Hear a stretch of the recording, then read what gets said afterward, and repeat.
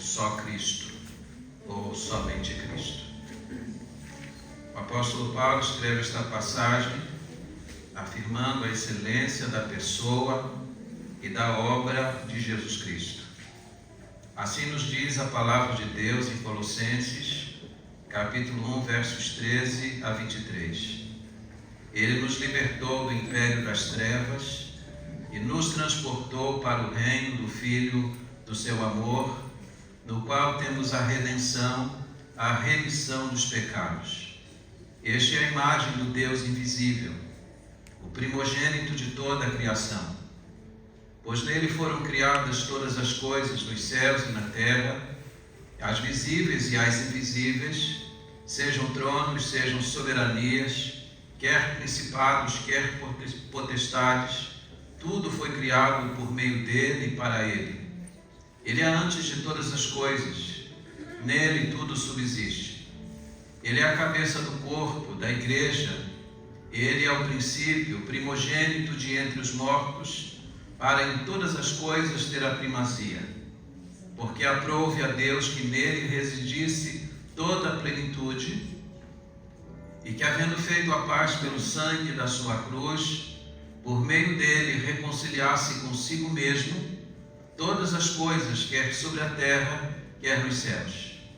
E a vós outros também, que outrora eres estranhos e inimigos no entendimento pelas vossas obras malignas, agora, porém, vos reconciliou no corpo da sua carne, mediante sua morte, para apresentar-vos perante ele santos, inculpáveis e irrepreensíveis, se é que permaneceis na fé, alicerçados e firmes, não vos deixando afastar da esperança do Evangelho que ouviste, e que foi pregado a toda a criatura debaixo do céu, e do qual eu, Paulo, me tornei ministro.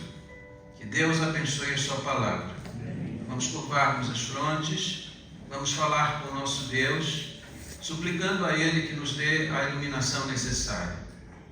Pai, nós te agradecemos pela palavra lida e suplicamos agora que neste lugar tão somente Jesus seja exaltado. Amém. E abençoe, ó Deus, a vida desta igreja, para que de fato ela esteja firme na sua fé, na pessoa de Jesus Cristo.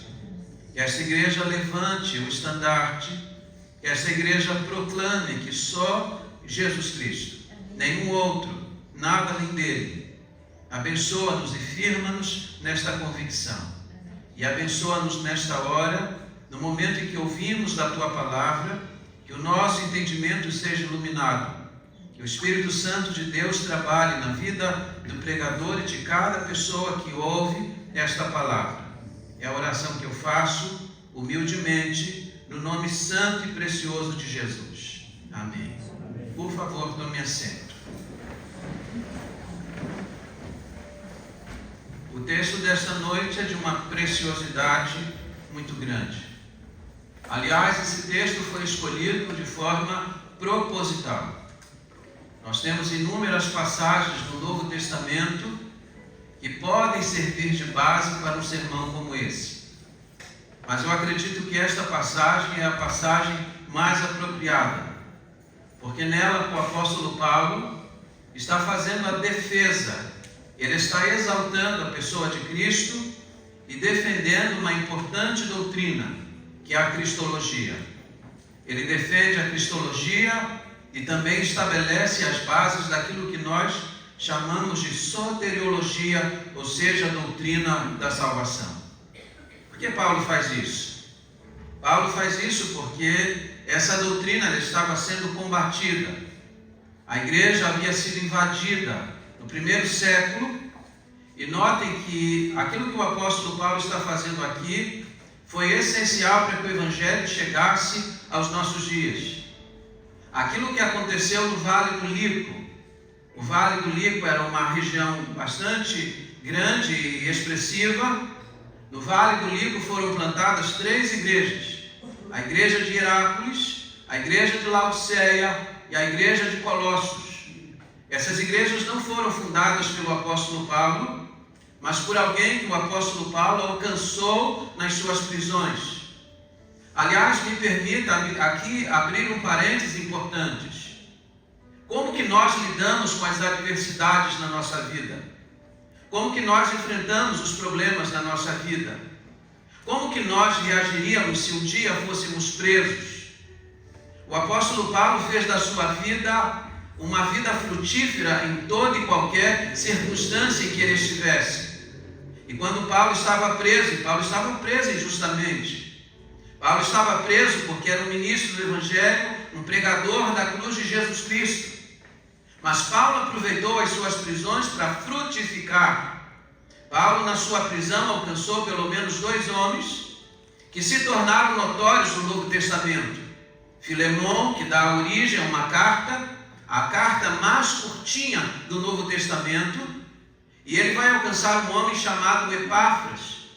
Epáfras foi persuadido pelo Evangelho.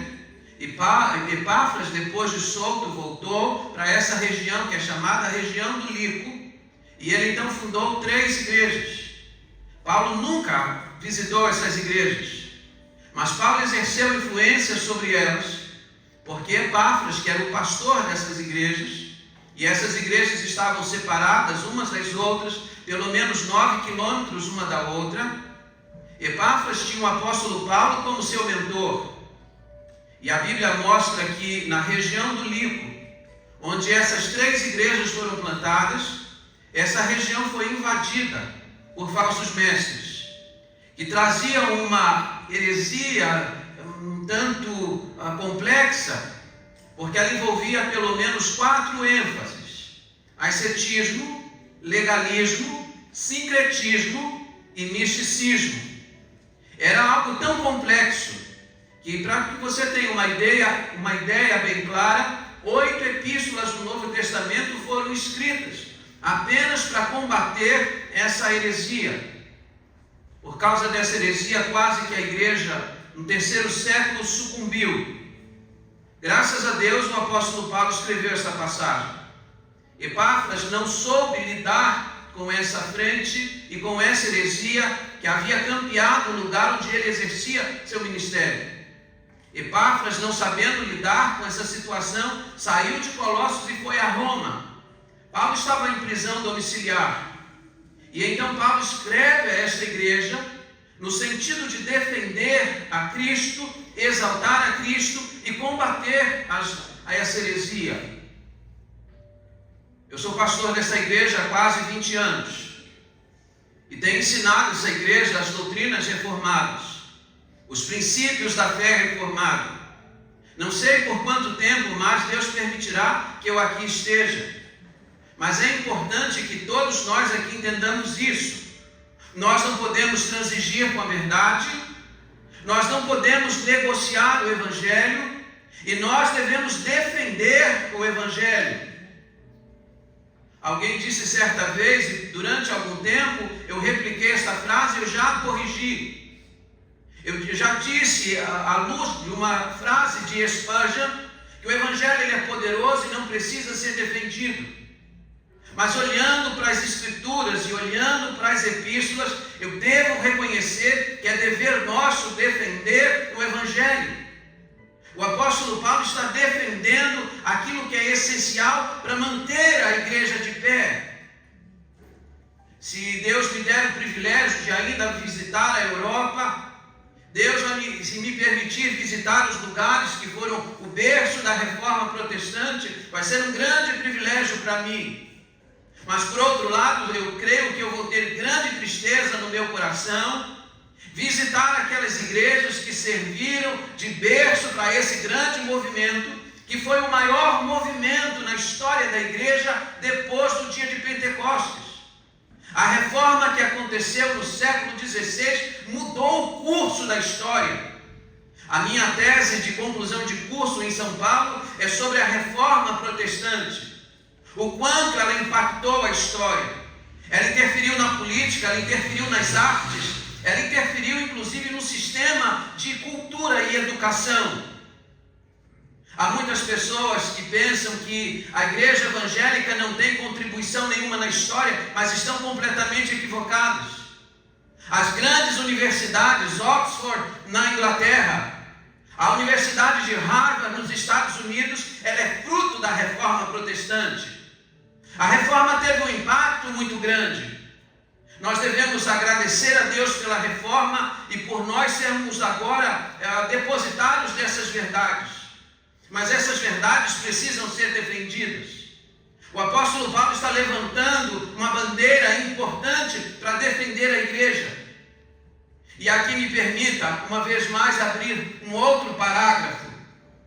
Meus irmãos, se esta carta foi importante no primeiro, segundo século e sobretudo no terceiro século, quando a igreja estava sendo combatida por essa heresia, que ficou conhecida na história como a heresia de Colossos, porque era um sistema engendrado, misturando em ênfases do helenismo e do judaísmo, e que corrompiam a mensagem do Evangelho. Essa carta é importante também para hoje. As nossas igrejas hoje estão sendo invadidas por esta mesma heresia, ainda que com uma roupagem nova. Sabe como é que a igreja no Brasil é conhecida? Como a igreja do sal grosso, como a igreja do galho de arruda, como a igreja das rosas ungidas, os lenços ungidos. São igrejas que estão ressuscitando aquelas coisas que o apóstolo Paulo combateu em seus dias, porque corrompiam a mensagem do Evangelho e esvaziavam a cruz de Jesus Cristo. Paulo escreveu essa carta para defender o Evangelho, para manter a igreja de pé. E aqui, esta é a ênfase do culto de hoje à noite.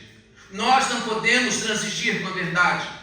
Nós não podemos negociar a verdade. Nós temos que nos manter firmes no Evangelho que outrora nos alcançou. Sabe por que nós nunca vamos apagar as luzes deste templo para cultuarmos a Deus? Sabe por que nós nunca vamos pintar esse templo de preto? Sabe por que nós não vamos colocar luzes no palco para focalizar as pessoas que aqui cantam? Porque o culto aqui é para Jesus Cristo. Nós recebemos essa herança e nós vamos mantê-la. Porque se nós transigirmos com isso, fiquem sabendo, a igreja vai morrer. Igrejas na Europa que outrora reuniam 15, 20, 30 mil pessoas em dias em que a neve estava caindo. O tabernáculo metropolitano em Londres, onde Spurgeon pregava, ele tem 5 mil lugares no seu recinto. Mas muitas vezes Spurgeon pregou para 5 mil pessoas assentado no tabernáculo e havia 15, 20 mil pessoas do lado de fora, debaixo da neve, ouvindo a pregação dos alto-falantes. Vá visitar essas igrejas hoje. Vá visitar e vá constatar com os seus olhos o que aconteceu com boa parte dessas igrejas. Boa parte dessas igrejas morreram.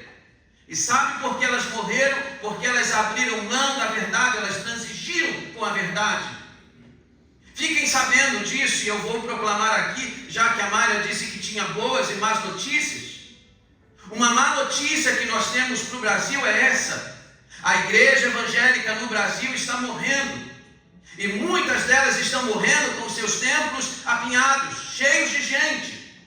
E sabe por que elas estão morrendo? Porque elas deixaram este evangelho. Elas abraçaram o evangelho híbrido. Elas permitiram que outras ênfases adentrassem ao culto. ênfases essas que não adoram e exaltam a Jesus Cristo. Quando eu pensei no culto de hoje à noite, eu podia enfatizar aqui as 5 solas da reforma e poderia ter escolhido qualquer uma delas. Aliás, eu preciso dizer isso a vocês. As 5 solas da reforma não foram pronunciadas e cunhadas pelos reformadores. A reforma protestante rompeu no dia 31 de outubro de 1517.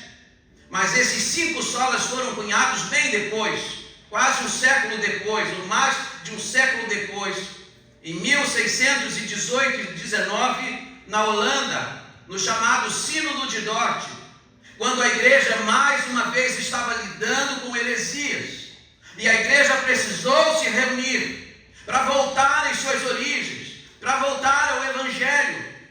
E aqueles irmãos reunidos ali na Holanda cunharam esses 5 solas para sumariar aquilo que é essencial para a salvação. Os 5 solas da reforma foram cunhados para responder uma única pergunta: como que o homem pode ser salvo? Sola Escritura, somente pelas Escrituras. E para reafirmar uma verdade, porque até então a igreja é que dizia o que a Bíblia tem que dizer. A reforma recuperou a autoridade da Bíblia. A igreja não julga a Bíblia julga a igreja. A mensagem da Bíblia é essencial, sola Escritura. O segundo sola gratia, somente a graça, só a graça. Cantamos há pouco que não é por mérito, nem por direito algum, nós não temos mérito algum em nossa salvação. Nós recebemos uma dádiva, nós recebemos um presente, é pela graça que sois salvos, disse o apóstolo Paulo em Efésios 2:8. Sola fide, só a fé, só pela fé você pode ser salvo. Mas note que não é a fé na fé. Você pergunta aos brasileiros: você tem fé? Qual é a resposta que você recebe? Sim, eu tenho muita fé. Há pessoas que têm fé na loteria. Há pessoas que têm fé no seu time de futebol. O brasileiro, ele é dado à fé. Mas a fé que a Bíblia está dizendo que salva é a fé exclusiva em Jesus Cristo. Pela graça sois salvos por meio da fé. A fé que se deposita exclusivamente no Filho de Deus. Como que o homem pode ser salvo? Solos Cristos, só Cristo. A Bíblia diz que não há salvação em nenhum outro. A salvação é exclusiva. Ele é o nosso único mediador entre Deus e os homens. Como que o homem pode ser salvo? Só lhe deu glória. Deus fez tudo, nós não fizemos absolutamente nada. A obra da salvação tem que ser creditada a Deus e toda a glória deve ser dada a Ele. Eu sei que você diz assim: eu sou salvo porque eu tomei a minha decisão. Eu fui salvo porque eu tive fé. Saiba que você estava morto. E que um morto pode fazer? Ele não pode fazer nada. Efésios 2:1, Paulo disse que você estava morto nos seus pecados e nos seus delitos. E no verso 4 ele usa uma adversativa: mas Deus, Ele deu vida para você. Ele deu fé para você crer. Se você é salvo, se você tem a esperança da vida eterna, tribute esta glória a Deus. Hoje à noite eu vou pensar em um único sola, pelo tempo que eu tenho aqui disponível. Eu poderia ter escolhido outras passagens. Poderia inclusive pregar com base em Hebreus capítulo 1, verso 1 a 4. Eu pensei isso em princípio. Poderia pregar aqui para vocês o capítulo 2 de Colossenses, quando o apóstolo Paulo vai combater essas 4 ênfases que estavam adentrando a igreja. Mas eu entendi que o texto mais apropriado era esse. Aqui Paulo vai fazer 3 afirmações importantes, e é com elas que nós vamos trabalhar hoje à noite, e eu espero não ser exaustivo nem cansativo àqueles que me ouvem. A primeira coisa que o apóstolo Paulo vai fazer quando faz a defesa e a exaltação de Cristo, ele vai falar sobre a sua obra, verso 13 e 14, se você está com a sua Bíblia aberta. Ele disse: ele nos libertou do império das trevas e nos transportou para o reino do Filho do seu amor, no qual temos a redenção, a remissão dos pecados. Veja o que o apóstolo Paulo está afirmando aqui. E quando ele diz ele nos transportou, ele nos libertou, ele está falando da ação de Deus Pai. Olha para mim, por favor. A salvação é uma obra trinitária. A salvação é uma obra de Deus Pai, de Deus Filho e de Deus Espírito Santo. Deus Pai, na eternidade, planejou a nossa salvação.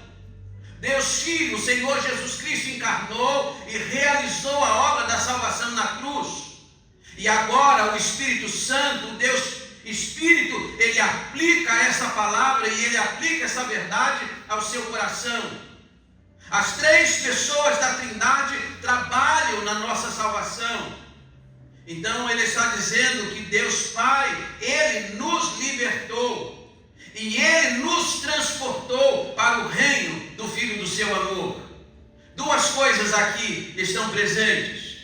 Primeiro, projeta a cidadania alcançada. Você foi liberto. Você foi tirado do império das trevas. Você foi arrancado de lá com mão forte. Quem fez isso? Deus Pai fez isso. Ele libertou você. Ele arrancou você do império das trevas. E aqui preste muita atenção, porque o apóstolo Paulo está dizendo que o império das trevas é real. O império das trevas tem um rei, um príncipe, que a Bíblia chama de um príncipe das trevas, que é Satanás. Quando a Bíblia chama esse império de império das trevas, é porque aquele que é súdito de Satanás, ele não enxerga a verdade. Eu sei que vocês muitas vezes tentam comunicar o evangelho a alguém, fala com o filho, fala com a filha, fala com o esposo, fala com a esposa, fala com este e com aquele, mas ele não consegue ver, ele não consegue enxergar as coisas que para você são tão claras. Sabe por que ele não enxerga? Porque ele está no império das trevas. Seus olhos foram cegados. Ele está numa completa ignorância, assim como você e eu um dia já estivemos.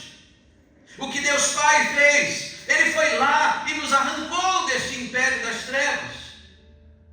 Dr. Russell Philip Shedd, um dos melhores exegetas do Novo Testamento que eu conheci, disse que Deus montou uma operação de resgate, que Deus fez aqui conosco aquilo que um dia Deus fez com o povo seu lá no Egito.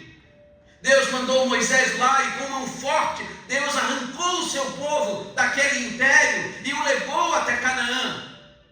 É isso que Paulo está falando aqui. E note que quando Paulo está falando dessa libertação, essa imagem, essa figura era muito clara na mente dos colossenses. Porque eles sabiam que no ano 60 o imperador havia desterrado muitos judeus e os havia levado para a Ásia Menor. Aquele povo foi transportado de um lugar para o outro. Deus fez isso. E é importante que você entenda aqui que o verbo, ele está no tempo passado, ele nos libertou, indicando uma ação que já foi concluída. Você já foi arrancado de lá. E um detalhe, quando o verbo, no seu tempo passado perfeito, ele fala sobre isso, ele está dizendo que Deus tirou você do império das trevas para não devolver você mais para lá. Louvado seja o Senhor. Ele nos deu uma nova cidadania. Ele nos tirou de um império e diz a Bíblia que agora Deus nos transportou para o reino do Filho do seu amor. Você não pertence mais ao império das trevas. Você foi levado para um outro reino. A segunda coisa que o apóstolo Paulo vai lembrar no verso 14, no qual temos a redenção, a remissão dos pecados. O que é a redenção? O que essa palavra indica? Nós precisamos estudar mais a Bíblia, porque cada palavra na Bíblia é rica em significado. Redenção significa a libertação de um preso mediante um preço que foi pago. Você foi liberto do império das trevas, mas você não foi simplesmente liberto, um preço foi pago para que você fosse liberto. Qual foi o preço? 1 Pedro capítulo 1, verso 18 e 19. Pedro disse que você não foi comprado por materiais corruptíveis como ouro e prata. Você foi comprado por um preço elevadíssimo, o sangue de Jesus Cristo. Sabe o que isso quer dizer? Significa que você é de Deus por dois direitos: direito de criação, direito de redenção. Deixa eu explicar isso para vocês com uma história bem simples. Um menino, com sua habilidade, preparou um barquinho, construiu um barquinho, e ele queria saber se esse barco flutuava, se ele tinha navegabilidade. Do lado de casa tinha um riacho, então ele pegou o barquinho, foi para o lado de casa, colocou o barquinho no riacho e ficou vendo o que acontecia, e o barco flutuava. flutuou e ele começou a acompanhar o barquinho, e o barquinho está indo, a correnteza está levando, mas a correnteza foi tão rápida que ele não conseguiu mais alcançar o seu barco. Passado alguns dias, esse menino está andando numa das ruas da cidade onde vivia, e ele olha para a vitrine de uma loja. Qual não é a sua surpresa? O barquinho que ele tinha feito estava em exposição e à venda.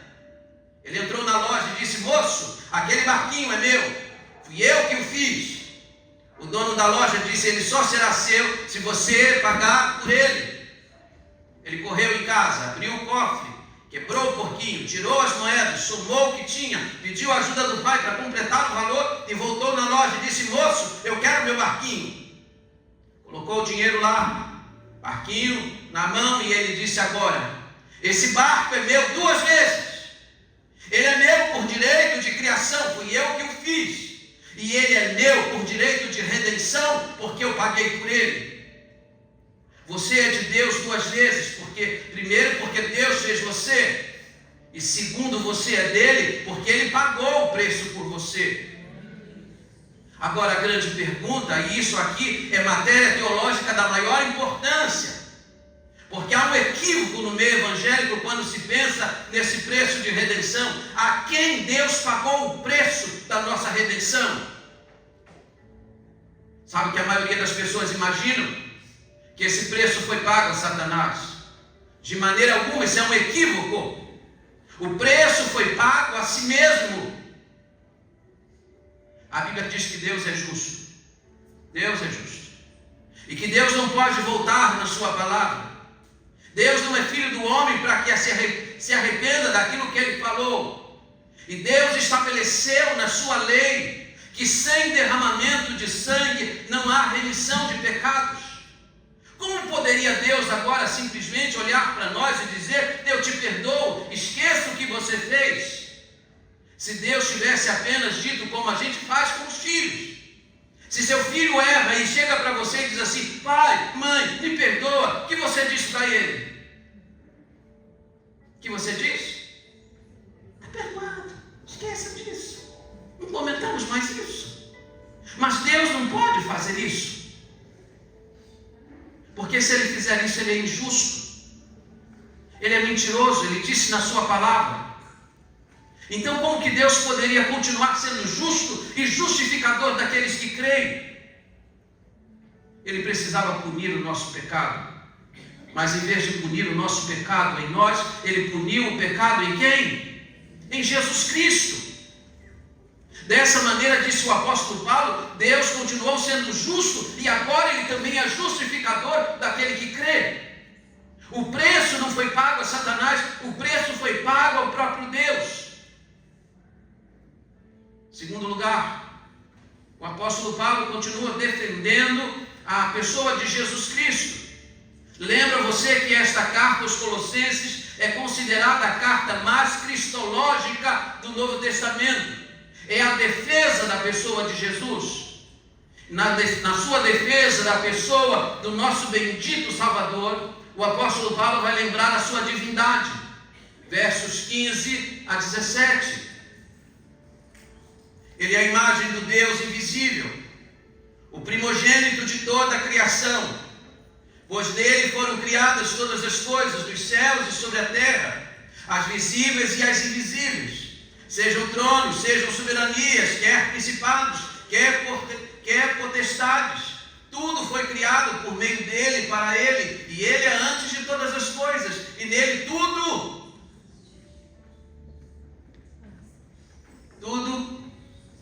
subsiste. O apóstolo Paulo faz 4 afirmações importantes quando fala sobre a divindade de Jesus Cristo. Primeiro, ele é a imagem do Deus invisível. Você já ouviu aquela canção nas igrejas? Ninguém explica a Deus. Você já cantou essa música? Ninguém explica a Deus, pois essa canção, ela carece de verdade teológica. Há alguém que explica a Deus. Sabe quem explica a Deus? Jesus Cristo. Ele é a imagem do Deus invisível. Deus é Espírito, ninguém nunca o viu. E a única forma de você entender quem é Deus é olhando para a pessoa de Jesus Cristo. Em Jesus Cristo, Deus invisível se tornou visível. Ele é a imagem dele. E quando a Bíblia está dizendo que ele é a imagem, a Bíblia não está dizendo que ele é uma cópia. A Bíblia não está dizendo que ele é uma imagem holográfica. Não, senhores. Porque diz o texto que lemos há pouco no culto, Hebreus capítulo 1, versículo 3, diz assim: ele é o resplendor da glória e a expressão exata do seu ser, sustentando todas as coisas pela palavra do seu poder. Quem olha para Jesus vê quem é Deus. Você deve estar lembrado da aula da saudade, em João capítulo 14, quando Jesus, antevendo o momento em que se despediria dos seus discípulos, reuniu-os no cenáculo para ministrar a eles a aula da saudade. Ele começou dizendo: não se turbe o vosso coração, credes em Deus, crede também em mim. Jesus sabia que a sua despedida ia trazer muita tristeza ao coração deles. E enquanto Jesus começa a preparar o coração deles para esta hora, dizendo: olha, eu vou seguir por um caminho que vocês não podem ir agora, Filipe toma a palavra e disse: Senhor, mostra-nos o Pai, e isso nos basta. João 14:9, Jesus disse para ele: mostra-nos o Pai, há quanto tempo eu estou convosco, e vocês ainda não me têm desconhecido? Quem vê a mim, vê o Pai. Quando a Bíblia diz que ele é a imagem exata de Deus, que ele é a imagem do Deus invisível, a Bíblia diz que ele é a expressão exata de quem é Deus. Ele explica a Deus. Segundo lugar, disse o apóstolo Paulo que ele é o primogênito de toda a criação. E primogênito significa sempre o primeiro. O que fazem as testemunhas de Jeová? Com base numa heresia do século IV de Ário, e que ficou conhecida como a heresia dos arianos, dizia-se que Jesus foi o primeiro ser a ser criado por Deus. A Bíblia não está dizendo isso porque ele não pode ter sido criado, porque diz a Bíblia que ele é o Criador de todas as coisas. Tudo foi criado por ele. O que a Bíblia quer dizer como primogênito de toda a criação? A palavra aqui primogênito indica uma posição de honra. No universo ele ocupa o lugar primeiro. Ele tem o domínio e ele recebe toda a glória de todo o universo, de todo o cosmos, porque ele é a pessoa mais importante. Lembra você que quando Paulo escreve esta carta, Paulo está escrevendo esse texto de forma proposital. Paulo está defendendo e exaltando a primazia de Jesus em todas as coisas. Ele é a pessoa mais importante em todo o cosmos. É por isso que o universo inteiro o adora. E é por isso mesmo que Paulo, antevendo aquilo que vai acontecer no final da história, escreve lá em Filipenses 2:11, para que ao nome de Jesus se dobre todos os joelhos, no céu, na terra, debaixo da terra, e toda língua confesse que Ele é Senhor. Ele é o primogênito de toda a criação. Ele é aquele que tem a primazia em todo o cosmos. É isso que ele está afirmando. O que mais? Paulo diz no verso 16: pois nele foram criadas todas as coisas, nos céus e sobre a terra, as visíveis e as invisíveis, sejam tronos, sejam soberanias, quer principados, quer potestades. Tudo foi criado por meio dele e para ele. Ele é o alvo de toda a criação. Tudo foi criado por ele e tudo foi criado para ele. Tudo foi criado para ele porque a obra da criação se resume num fato: toda a criação deve tributar a ele a glória. O Salmo 19, verso 1 a 4 diz assim: os céus proclamam a glória de Deus, o firmamento anuncia as obras das suas mãos. Um dia faz declaração a outro dia, uma noite mostra sabedoria a outra noite, sem linguagem, sem fala, ouvem-se as suas vozes. O que o salmista está dizendo é que a criação está tributando glórias à pessoa de Jesus Cristo. Tudo foi criado por ele, e tudo foi criado para ele, porque ele é o alvo final de toda a glória. Quarto lugar, Ele é o sustentador de toda a criação. Diz o verso 17, Ele é antes de todas as coisas, e nele tudo subsiste. A palavra subsistir aqui é a palavra coesão. Todas as coisas estão coesas e harmônicas na natureza. Agora é noite, mas logo vai chegar amanhã. Quem é que mantém essa regularidade? Inverno, verão, primavera, embora parece que as coisas estão meio confusas, mas você sabe que essas estações existem. Você sabe que a noite chega, o dia vai chegar. Quem é que mantém tudo coeso? Quem que mantém as leis, chamadas leis da física e leis naturais? Ele. Os astrônomos afirmam que o Sol está queimando há mais de 1 bilhão de anos. E afirmam que a cada minuto o Sol está queimando 200 milhões de bombas atômicas. E por que tudo não vai pelos ares? Porque Ele mantém tudo coeso. Se você tiver uma ideia, nesse livro aqui tem átomos suficientes para fazer uma nave navegar o mundo inteiro. Existem átomos nesse salão de culto que são suficientes para impulsionar uma nave para ela chegar até as estrelas. E aí a pergunta é: por que esse negócio não vai pelos ares? Porque existe alguém que está mantendo a criação coesa. Ele não apenas criou, Ele também sustenta a obra da sua criação. Paulo está exaltando Jesus Cristo. É assim que você vê Jesus? Pois é assim que você deve vê-lo. Como alguém que tem o domínio de todas as coisas da história e de todo o cosmos. Em último lugar, a igreja de Cristo. É a parte mais longa dessa perícope que nós lemos. Vai do verso 18 até o verso 23. Eu vou ler apenas alguns. Ele é a cabeça do corpo, da igreja. Ele é o princípio, o primogênito entre os mortos, para em todas as coisas ter a primazia, porque aprouve a Deus que nele residisse toda a plenitude, e que havendo feito a paz pelo sangue da cruz, por meio dele reconciliasse consigo mesmo todas as coisas, quer sobre a terra, quer nos céus.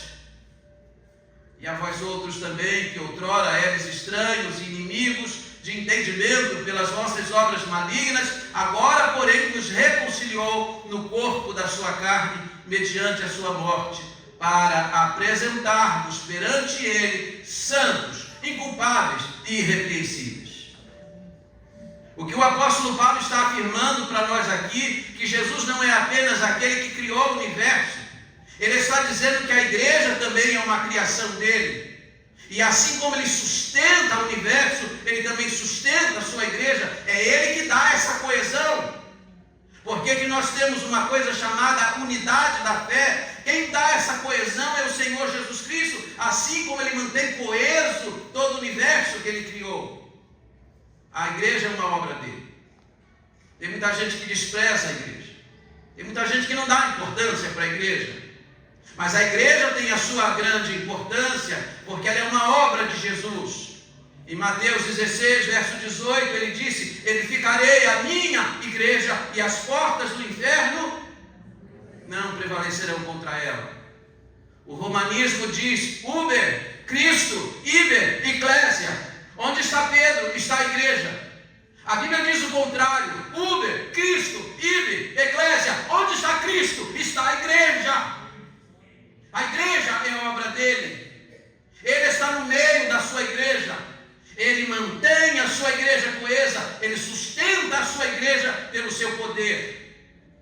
E o apóstolo Paulo vai fazer 4 afirmações importantes quando trata da obra de Cristo na igreja. Primeiro, ele é o cabeça da igreja. Cabeça aqui não significa apenas governo, comando. Porque você sabe que é a minha cabeça, o meu cérebro, que dá ordem ao meu corpo. Eu dou um comando aqui e digo: levante o braço, eu levanto. Eu dou um comando aqui, fale sobre isso e eu falo. Quem comanda esse corpo é essa mente. Mas quando Paulo diz que Cristo é o cabeça, não está dizendo apenas governo, ele está dizendo que ele é a origem da igreja. Ele é o criador da igreja. É ele quem dá sustento para a igreja. Ele é o cabeça do corpo. É ele quem dá o sentido para a existência da sua igreja. A segunda coisa que Paulo vai dizer, e ela é importante para a vida da igreja, porque vocês sabem que eventualmente nós recebemos aquela notícia, sabe quem morreu? Fulano de tal. Sabe onde que nós temos que ir amanhã? Nós temos que ir ao cemitério. Eu sou pastor há 35 anos e não consigo me acostumar com cerimônia fúnebre. Já realizei centenas delas e eu não consigo me acostumar, porque eu sei que eu não fui feito para isso. Nós não fomos feitos para isso. Nós nunca vamos nos acostumar com as despedidas deste mundo. Mas eu tenho uma boa notícia: Cristo é o primogênito dentre os mortos. O que o apóstolo Paulo está falando é que ele foi o primeiro da fila. Ele foi o primeiro a ressuscitar para nunca mais morrer. Você sabe que na Bíblia nós temos ressurreições que antecedem inclusive a ressurreição de Jesus. No ministério de Elias, no ministério de Eliseu, pessoas foram ressuscitadas. No ministério de Jesus, pessoas também foram ressuscitadas. Mas nenhuma delas ressuscitou para não mais morrer. Nenhuma delas ressuscitou com um corpo glorificado como o Senhor Jesus Cristo. Ele é o primogênito dentre os mortos, porque ele foi o primeiro que ressuscitou para não voltar a morrer. Ele foi o primeiro que ressuscitou com um corpo glorificado.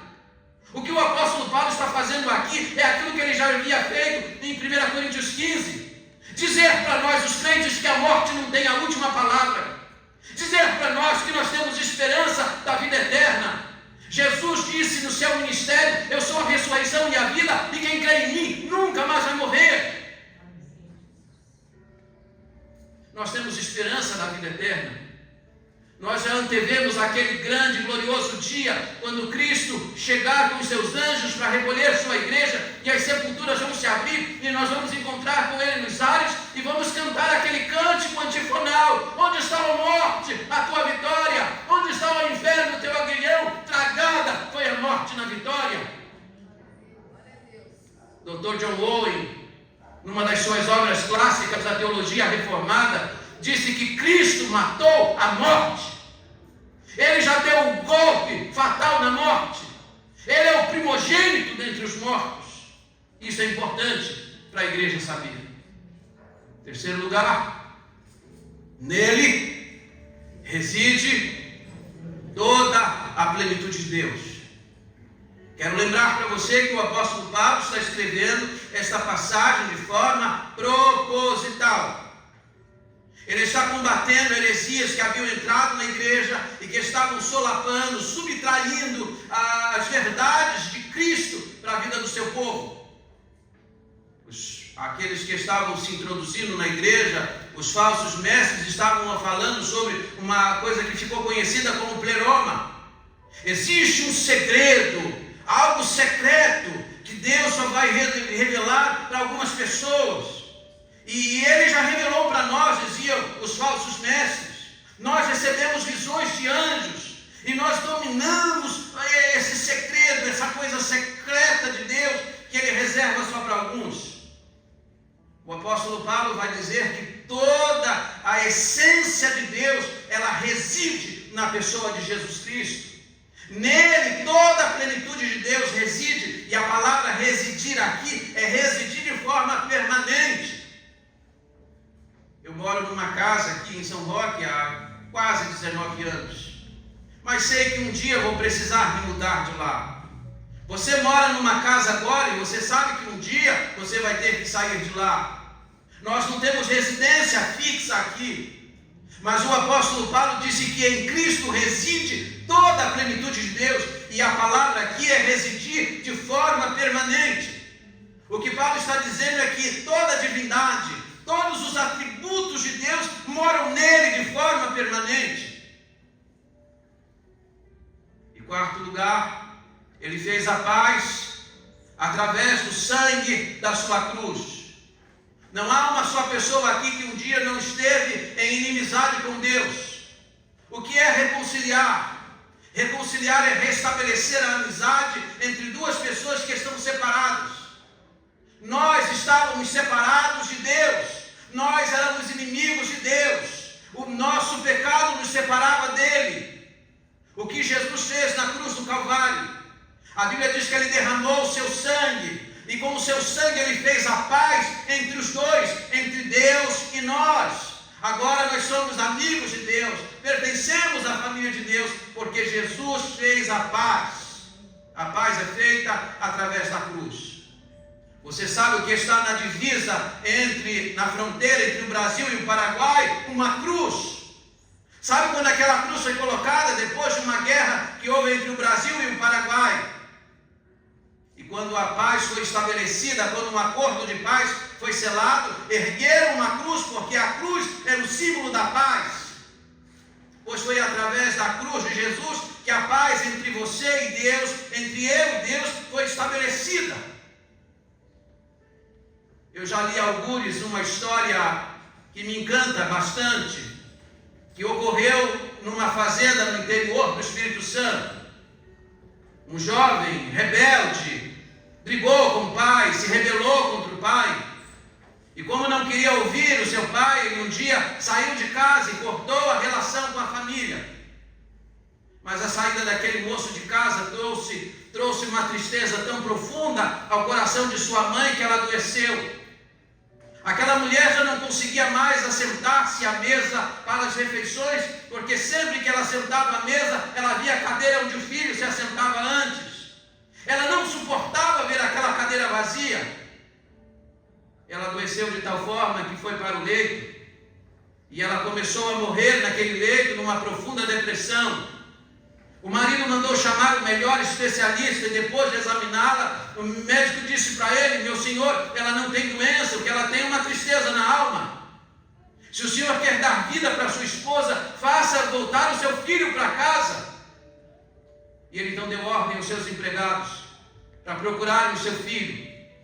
E finalmente, depois de alguns dias, aquele moço foi localizado e trazido para casa. Mas pai e filho estão inimizados. Quando o filho entrou por uma porta, o pai saiu pela outra. A mãe, quando viu o filho, abriu um sorriso, mas disse: eu quero você e seu pai aqui junto comigo. Manda chamar o seu pai. E aquele homem entrou relutante naquele quarto. Aquela mulher pegou a mão do seu filho, pegou a mão do seu marido, cruzou sobre o peito e disse: eu quero que vocês voltem a ter amizade. Eu não quero me despedir deste mundo com vocês inimizados. Sabe o que aquela mulher fez? Ela fez a paz entre pai e filho. Sabe o que Jesus fez na cruz do Calvário? Ele restabeleceu a paz entre nós e Deus, porque nós não tínhamos paz. A paz foi feita através da cruz, quando Cristo derramou o seu precioso sangue. Paulo está aplicando a nós aqui a suficiência que vem dele. Nós nunca podemos esvaziar a cruz de Jesus Cristo. Sabe por que eu resisto à mensagem de algumas igrejas? Porque elas esvaziam a cruz de Jesus. Quando alguém diz para você: olha, você precisa dessa dieta alimentar, ou você tem que guardar esse dia, ou você tem que fazer aquela festa. Quando as pessoas me dizem isso, eu entro em desespero, eu falo: meu Deus, essas pessoas não compreenderam a obra de Jesus na cruz. Ele já fez tudo. Ele já restabeleceu a paz foi feita através do seu sangue. Aliás, era isso que estavam fazendo em Colossos. Os falsos mestres estavam dizendo: Cristo salva, mas Cristo só não basta. Você tem que guardar dia e fazer festa.